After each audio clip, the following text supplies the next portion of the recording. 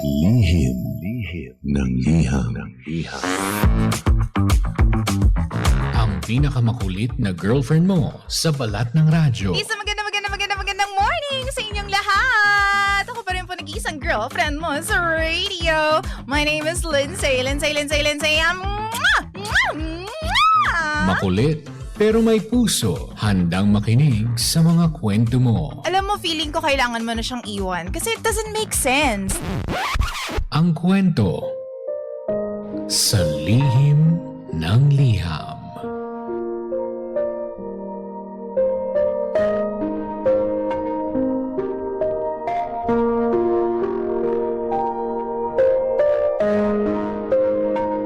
Mahal ko ang Lindsay. Magandang araw po sa inyong lahat. DJ Lindsay, naghahanap lamang po ako ng gabay kasi hindi po ako open sa pamilya ko. Wala po akong mapagtanungan ng maayos. Sana wag niyo po akong i-judge dahil sa kwento ko. Tawagin niyo na lamang po ako sa pangalang CA. 26 years old, isang cashier attendant sa isang malaking grocery store dito po sa Maynila. Nagkaroon po ako ng relasyon dito ng 4 na taon. Mabait po siya sa akin, napakalambing, at binibigay naman niya lahat ng luho ko. Yun nga lang, napaka-stricto po niya pagdating sa pananamit ko, DJ Lindsay. Hindi rin po nagtagal, dumating po yung punto na kailangan niya ng mag-abroad. Kinaya ko naman po nung una yung long-distance relationship. Pero ang hindi ko po kinaya ay nung malaman ko na niloloko niya pala ako. Tulad ng ibang breakup, sobrang sakit. Nalugmok po ako. Kaya naman mas pinili ko munang lumayo sa kanya.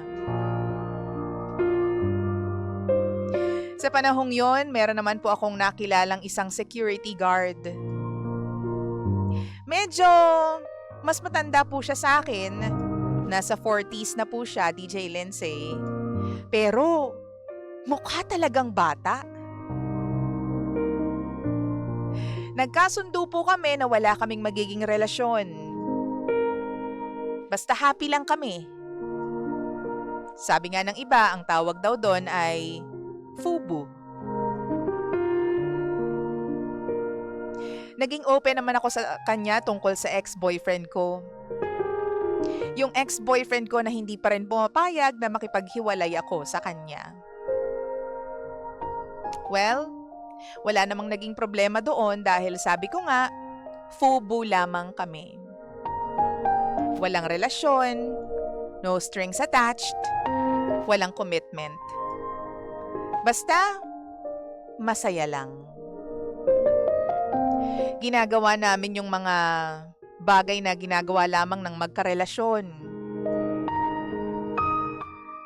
Pinaka nagkakasundo po kami, alam mo na, sa kama. Sa labing-labing. Nung una, DJ Lindsay, akala ko single siya kasi yun yung sinabi niya sa akin. Pero kalaunan, inamin din niya ang katotohanan. Ang katotohanan, nakasal pala siya. May pamilya. May misis at may isang anak. Hindi ko naman siya masyadong inintindi dahil FUBU lamang naman kami. Tapos, meron pa akong boyfriend or ex-boyfriend na makulit. Pero sa paglipas ng panahon, DJ Lindsay, hindi ko na malaya na hinahanap ko na yung FUBU ko. Pakiramdam ko, nahulog na ang loob ko sa kanya. Ewan ko ba kung bakit sa araw-araw hinahanap siya ng mga mata ko. Gusto ko siyang laging kausap, palaging nakikita.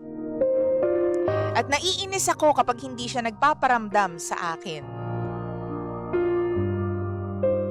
Confirmed na in love na nga ako sa lalaking kasal na. Dahil dyan, nakipaghiwalay na po ako ng tuluyan doon sa boyfriend kong makulit na dapat naman matagal na dahil ex ko na po siya. Tuluyan nang nawala yung loob ko dun sa dati kong karelasyon kaya pinutol ko na po ang ugnayan namin.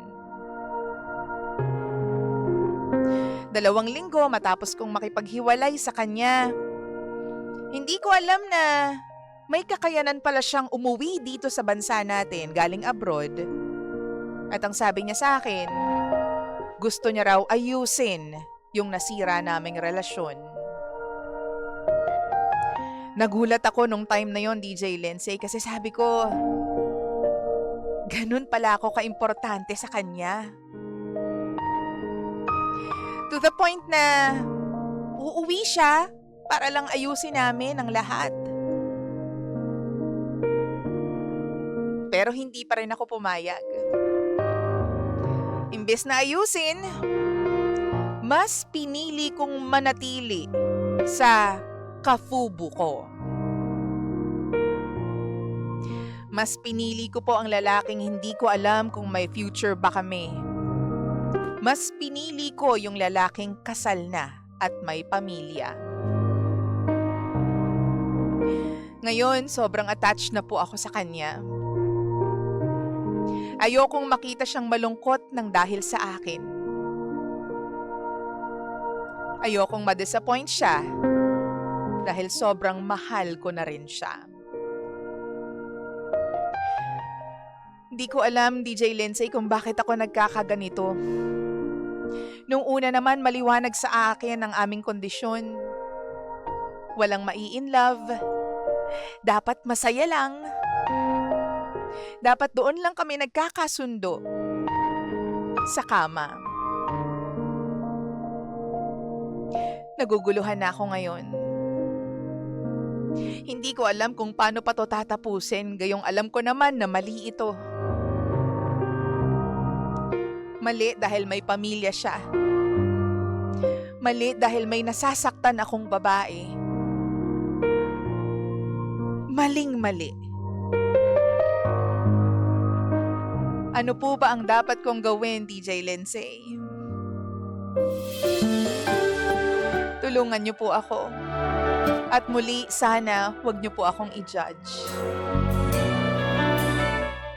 Ako po si CA.